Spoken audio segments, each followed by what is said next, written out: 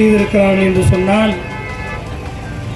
நாங்கள் காவல்துறைக்கும் இந்திய அரசாங்கத்திற்கும் நாங்கள் சொல்கிறோம், ஒவ்வொரு முஸ்லிம்களுடைய இதயத்தை நீங்கள் பிளந்து பார்த்தீர்கள் என்று சொன்னால், அவர்களுடைய இதயங்களில் அவர்களுடைய தந்தையை விட, தாயை விட, மனைவியை விட, பிள்ளைகளை விட யாரை மனதில் வைத்திருப்பார்கள் என்றால் அல்லாஹ்வையும் நபியையும் வைத்திருப்பார்கள்.